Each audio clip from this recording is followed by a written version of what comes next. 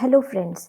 इस वीडियो में हम बात करेंगे इनकम टैक्स रिटर्न फाइल करने के लिए हमारे पास कौन कौन से फॉर्म्स अवेलेबल होते हैं। आप या आपकी कंपनी कौन से आईटीआर फॉर्म के लिए एलिजिबल है, ये चीज़ 3 फैक्टर्स पर डिपेंड करती है।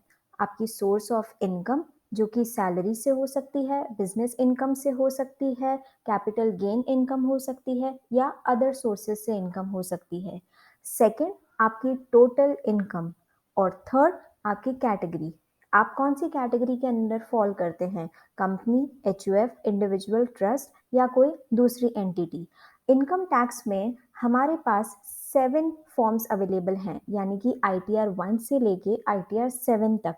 हर आईटीआर के लिए इनकम टैक्स डिपार्टमेंट ने अलग अलग पैरामीटर्स डिफाइन किए हैं, जिनके हिसाब से ये डिसाइड किया जाता है कि कौन सा इंडिविजुअल, कौन सी कंपनी या कौन सी इनकम कौन से आईटीआर के अंडर फॉल होती है। तो सबसे पहले हम बात करते हैं आईटीआर 1 की। आईटीआर 1, जिसको सहज भी कहा जाता है, उनके लिए जो पैरामीटर्स डिफाइन है वो है फर्स्ट इंडिविजुअल रेसिडेंट, यानी कि एक इंडिविजुअल होना चाहिए और रेसिडेंट होना चाहिए। सेकंड, टोटल इनकम 50 लाख तक होनी चाहिए।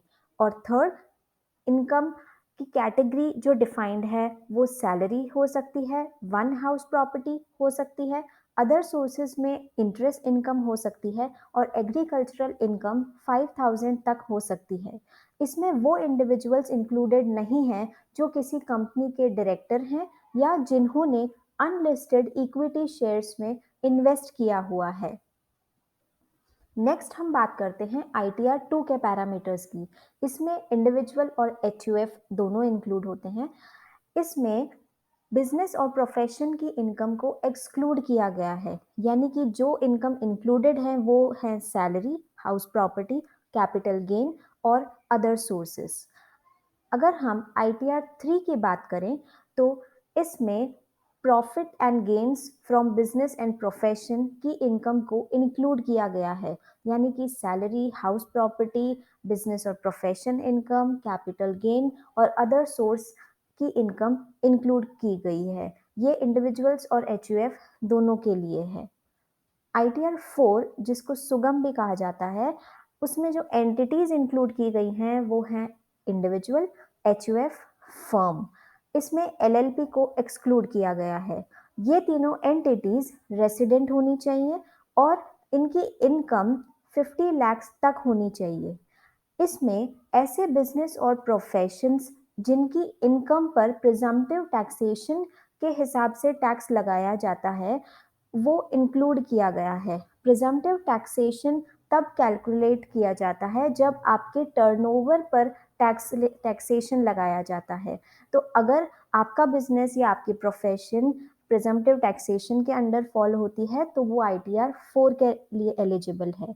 तो अगर हम समराइज करें तो इसमें salary income, house property income, business और प्रोफेशन की प्रिजम्पटिव टैक्सेशन से कैलकुलेट किए जाने वाली इनकम, अदर सोर्सेज की इनकम इंक्लूड होती है। इसमें ऐसे इंडिविजुअल्स इंक्लूड नहीं होते हैं जो किसी कंपनी के डायरेक्टर हैं या जिन्होंने अनलिस्टेड इक्विटी शेयर्स में इन्वेस्ट किया हुआ है। अब अगर हम आईटीआर 5 के पैरामीटर्स को देखें तो इसमें ऐसे इंडिविजुअल्स, एचयूएफ, कंपनी और पर्सन्स फाइलिंग फॉर्म आईटीआर 7, इनको एक्सक्लूड किया गया है। तो जो इंक्लूडेड हैं एंटिटीज वो हैं फर्म्स, एलएलपी और एसोसिएशन ऑफ पर्सन्स। आईटीआर 6 में कंपनीज इंक्लूड की गई हैं, लेकिन ऐसी कंपनीज जो सेक्शन 11 के अंडर एग्जेम्पशन क्लेम करती हैं उनको एक्सक्लूड किया गया है। अगर हम सेक्शन 11 के एग्जेम्पशन की बात करें तो इसमें ऐसी प्रॉपर्टीज जिनसे होने वाली इनकम चैरिटेबल या रिलीजियस पर्पसेस से जुड़ी हुई होती हैं उनके अंडर एग्जेम्पशन क्लेम किया जाता है।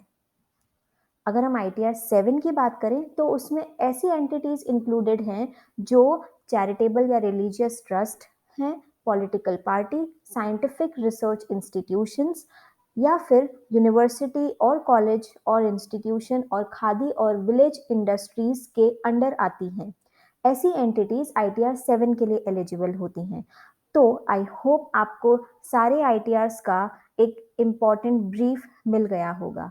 अगर आप भी टैक्स प्लानिंग करना चाहते हैं, तो आप फाइनेंशियल फ्रेंड से कॉन्टैक्ट कर सकते हैं। कॉन्टैक्ट डिटेल्स आपकी स्क्रीन पर शेयर्ड हैं। अगर आपको ये वीडियो यूज़फुल लगा तो इसे लाइक कीजिए और शेयर कीजिए, और ऐसे ही यूज़फुल वीडियोज़ के लिए फाइनेंशियल फ्रेंड को सब्सक्राइब कीजिए। Thank you.